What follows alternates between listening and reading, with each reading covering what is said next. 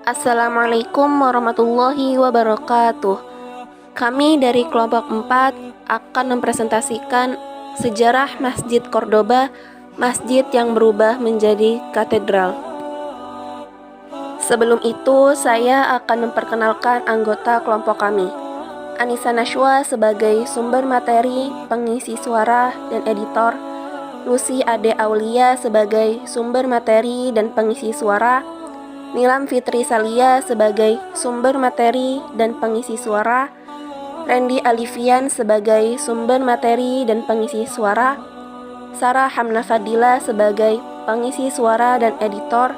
Siva Alivia Andia sebagai sumber materi dan pengisi suara. Sejarah masuknya Islam di Andalusia. Andalusia memiliki sejarah Islam yang sangat banyak di dalamnya, ditandai dengan pernah berdirinya bangunan-bangunan Islam yang sangat megah.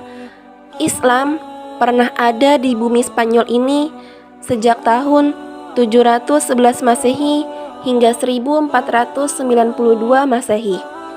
Sebelum kedatangan Islam, daerah Iberian merupakan kerajaan Hispania oleh Kristen Visigot.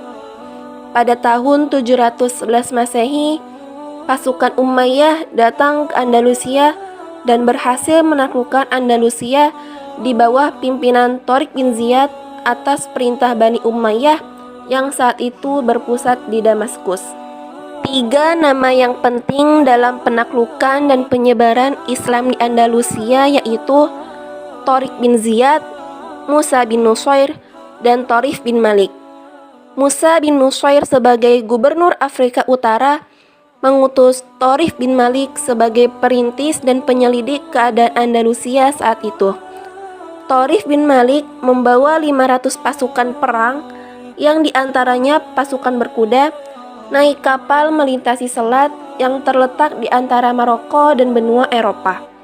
Kemudian beliau membawa kejayaan tanpa perlawanan yang berarti.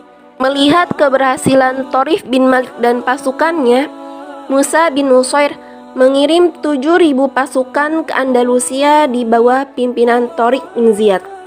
Pasukan Tharik bin Ziyad sebagian besar terdiri dari suku Barbar yang didukung oleh Musa bin Nusair dan orang-orang Arab yang dikirim oleh Khalifah Walid bin Abdul Malik bertempur melawan angkatan perang Visigot di bawah pimpinan Raja Rodrigo di Guadalete.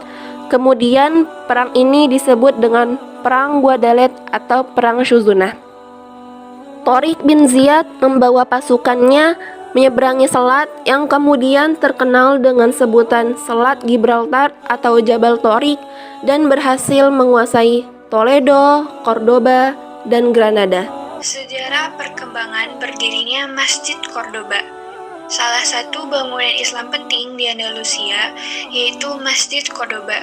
Masjid Cordoba mulanya adalah rumah kuil bagi bangsa Romawi yang kemudian menjadi gereja yang dibina oleh bangsa Visigot. Kemudian, ketika Islam berhasil menaklukkan Andalusia, orang Moor atau sebutan untuk orang Muslim zaman pertengahan yang tinggal di Andalusia, di bawah pimpinan Abdurrahman I atau kerap dikenal dengan nama Abdurrahman Ad-Dakhil, membagi tempat ini menjadi 2 kawasan, yaitu kawasan untuk Muslim dan kawasan untuk Kristen. Sebagai tempat ibadah, keputusan itu merupakan bentuk toleransi yang luar biasa pada zaman peperangan tersebut. Pada tahun 787 Masehi, Abdurrahman I akhirnya membeli seluruh kawasan ini sehingga dijadikan tempat ibadah umat muslim seutuhnya yang berdiri dengan sangat megah.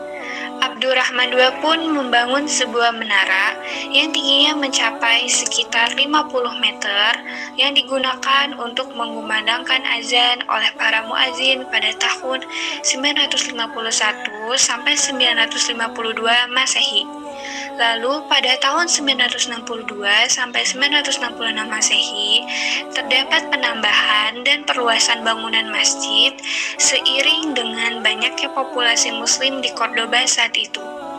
Kemudian, pada tahun 991 sampai 994 Masehi, Dilakukan ekstensi ketiga oleh Al-Mansur.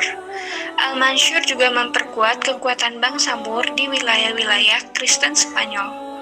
Kota Cordoba dahulu adalah pusat dari pemerintahan Bani Umayyah sejak tahun 711 Masehi sampai 1099 Masehi. Kota Cordoba juga disebut sebagai the greatest center of learning di Eropa. Disebut demikian karena Cordoba merupakan pusat ilmu pengetahuan dan peradaban di dunia Islam. Sementara di waktu yang sama, negara-negara lain masih mengalami masa kegelapan. Salah satu tempat yang dijadikan sebagai pusat ilmu pengetahuan adalah Masjid Cordoba. Dahulu, masjid ini tak hanya berfungsi sebagai tempat ibadah, namun juga sebagai pusat keilmuan, bahkan pusat pemerintahan. Interior Masjid Cordoba. Masjid Cordoba merupakan saksi tak tergantikan dari zaman kekhalifahan di Cordoba.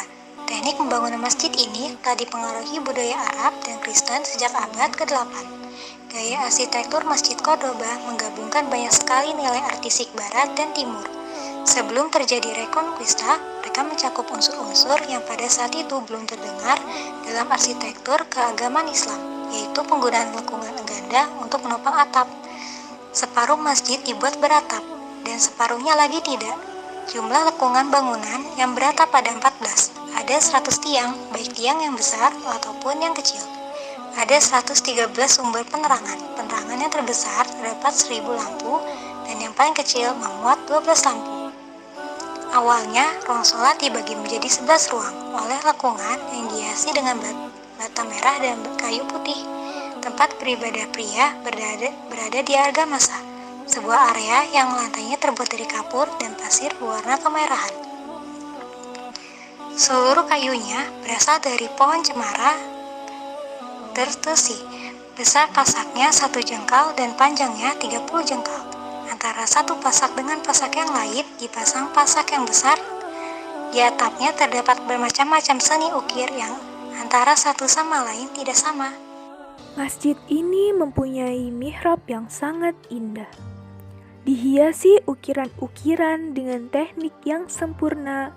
Terdapat mozaik yang dilapisi emas dan mihrab tersebut masih berhiaskan kaligrafi Al-Quran.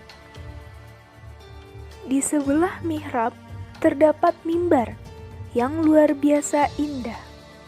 Kayunya adalah kayu enboni, box, dan kayu untuk wangian. Masjid ini memiliki 20 pintu yang dilapisi dengan tembaga. Setiap pintu memiliki 2 gagang pintu yang indah. Daun pintu dihiasi beberapa butiran yang terbuat dari bata merah, yang ditumpuk dengan berbagai macam hiasan yang lain. Salah satu fitur menarik dalam Masjid Cordoba ini adalah Patio de los Naranjos atau halaman pohon jeruk. Halaman yang dipenuhi pohon jeruk, limau, palem, cemara, dan air mancur membentuk pintu masjid ke masjid tersebut. Patio de los Naranjos dulunya merupakan sebuah tempat untuk berwudu. Namun, setelah terjadi peristiwa Reconquista, raja-raja Kristen berikutnya mengubah dan menambah struktur bangunan pada masjid. Namun, tidak pernah menghancurkan bangunan masjid dan tidak serta-merta meruntuhkan Masjid Cordoba.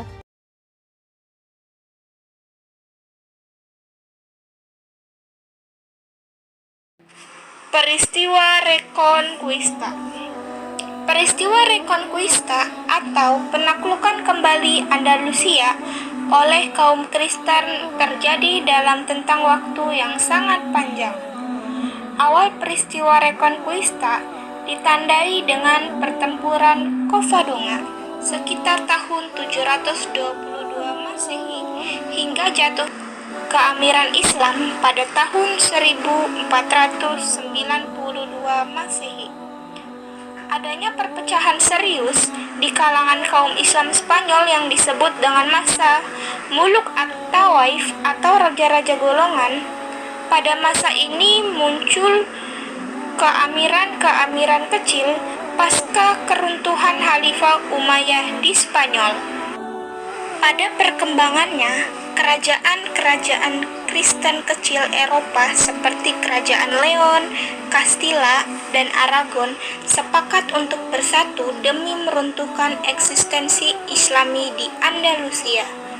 Setelah Reconquista, masjid ini diubah fungsi menjadi sebuah gereja dengan katedral gotik oleh Ratu Isabel dari Kerajaan Castilla dan Ferdinand dari Kerajaan Aragon yang berhasil menaklukkan Granada sebagai benteng terakhir umat Islam di Andalusia pada tahun 1492 Masehi.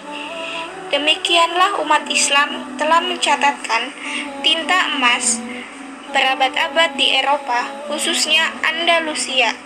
Tidak hanya kuantitas penganutnya, tapi peradaban Islam pernah menorehkan kejayaan di benua biru tersebut, bahkan menjadi pusat pendidikan. Cordoba menjadi pembelajaran bagi kita semua. Dahulu, Masjid Cordoba bisa dan boleh digunakan oleh puluhan ribu orang Muslim untuk bersujud, tetapi sekarang sama sekali tidak bisa.